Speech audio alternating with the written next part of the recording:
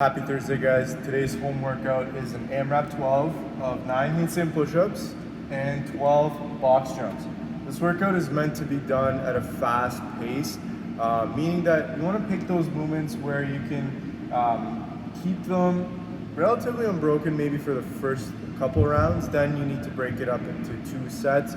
I would say no more than 3 for the handstand push-ups. So the box jumps, keep that moving. Whether you're jumping up or you're stepping up, jumping down, using that as a progression, try to keep those box jumps moving. For the handstand push-ups, slowly you might need to break them, but pick that progression that'll allow you to stay dynamic and allow you to keep your heart rate up as you go throughout the AMRAP 12. Push-ups are a great option to go for this, or even doing push presses are another great option to substitute for the handstand push-up. If 12 rounds, or sorry, not 12 rounds, but 12 minutes to get through those movements. And I would say a good average pace would be maybe sticking to around every 90 seconds or every 2 minutes at most, I would say. So that'll get you around 6 to 9 rounds, depending on what kind of progression you use for the workout. But that'll give you kind of a gauge to pick your progressions based on that. So try to aim to get about 6 to 9 rounds in this workout. After this workout, guys, we're going to do some fascia release for the bottom of your foot there. So you might be feeling a little bit tight in the bottom of your feet after doing all those jumps. I know I usually feel them sometimes when I do a lot of double unders. So use this time to kind of relax that foot, get into a nice relaxed state by grabbing a lacrosse ball and you're just basically rolling it on top of that foot there. You'll see more details on how to do that in later videos, but definitely try to do this after your workout, guys. It's a great kind of way to mobilize that foot and also help you recover for the next day for the workout to come. Other than that, guys, hope you enjoyed today's workout in Afterburner. We'll see you next for the warm-up video. Okay, let's get ready to warm up here. Today's warm up is an AMRAP 6. So we're moving for 6 minutes. Okay, so it's not about doing 1 round, 2 rounds, 3 rounds. You move at the pace that you consider is a warm up that gets your heart rate going elevated, that gets the muscles fired up in the movements that we're trying to get your hamstrings, your glutes, and your upper back muscles like your lats, your rhomboids. Focus on the area versus focusing on the speed or the rounds that you're doing today. Okay, get warmed up.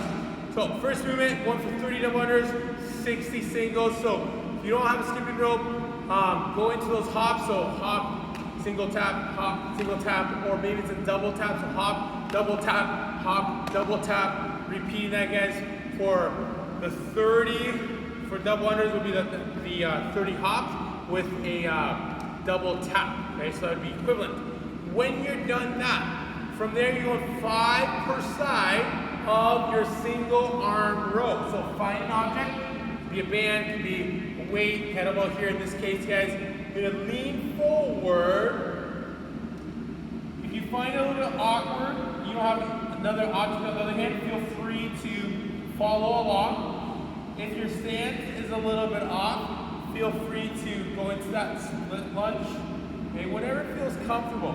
But the intention here is, again, squeeze your shoulder blades together, pull your shoulder blade back, start pulling that object by pushing and flexing your elbow, so pushing your elbow to the ceiling without shrugging forward. Okay, so shoulder blade back, flex your elbow, squeeze your armpit, right between your arm and your rib, guys. Keep that muscle nice and active. Extend that arm, retract, row. Again, going for 5 before you switch sides.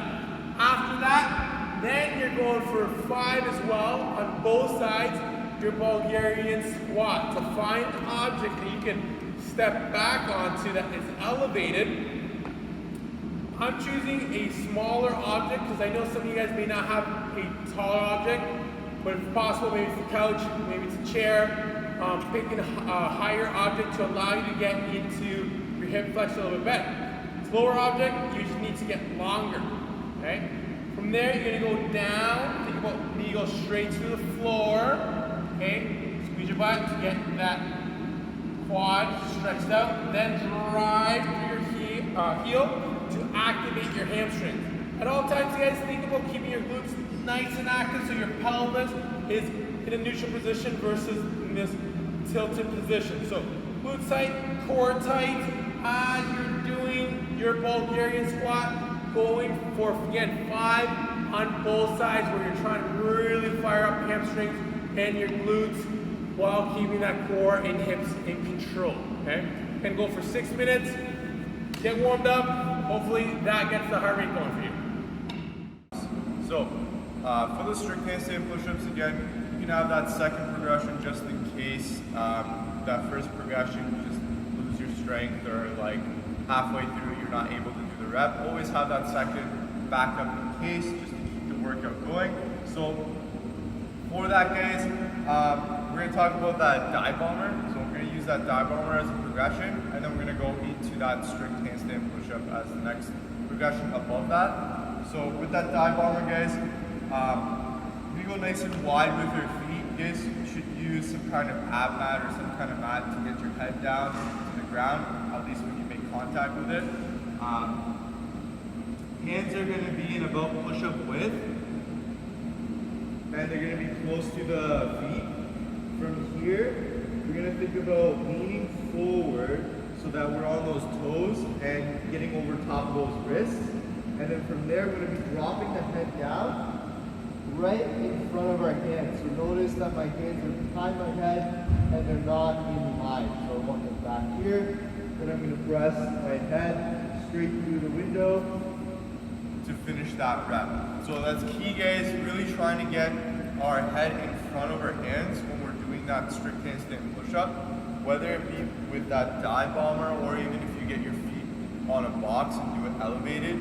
Make sure that head is going in front of the hands so we can really use that back to drive it up and not use the front of the delts and put too much pressure on the shoulder there. So you guys can do those, or you can do your strict handstand push-ups against the wall. Same things apply. Get those elbows in, get that head in front of the hands, stay in a nice tight body position there. Yourself an object, going for box jump for 15 box jumps. You can step down, or you can jump up and jump down, guys, as long as you're not doing this. Open your hips at the top in your jump. Alright, guys, so we're here with the Afterburner. Again, we're going to go over that bottom of the foot fascia release and how to do that. Just really basic. You guys can use a ball if you have a cross ball or something small that you can kind of pin underneath your feet. You guys can use like a PVC pipe as well. Make sure you're not wearing your shoe. You won't really feel this if you're wearing a shoe there. You want the bottom of your feet to make contact with that object. So I would start at that middle of the foot and kind of roll from the heel all the way to the top of that foot. You don't need to go into the toes there. Try to stay on that base of the foot, so the sole of your feet. And kind of just move around back and forth. Another option is kind of going side to side in the middle of your foot there. Play around with it. So those are kind of basic options. You can stand up and put a little bit more pressure as well. Another thing you guys can work on in that 60 seconds, or sorry, 2 minutes per side, let's see if we can move around that ankle or like grip the ball a little bit. So I'm going to think about pulling my toes in and kind of gripping that ball, and then I'm going to roll on that ball. I'm going to feel a little bit more tension. Maybe you might feel a little bit better release doing that. Try that out. Also, you can go the opposite way. So extend those toes as much as you can, go back and forth. Same idea. Another thing you guys can try is kind of seeing if you can find a sticky point and then push that big toe down and then try to pull it up. Then push it down, then pull it up. Make sure you're not moving all your toes when you're doing that. See if you can just focus on the toe itself. You can get that control while you're doing that release. So play around with it, guys. Lots of variations you can do. Have fun with it and use it as recovery today. We'll see you guys tomorrow for the next one.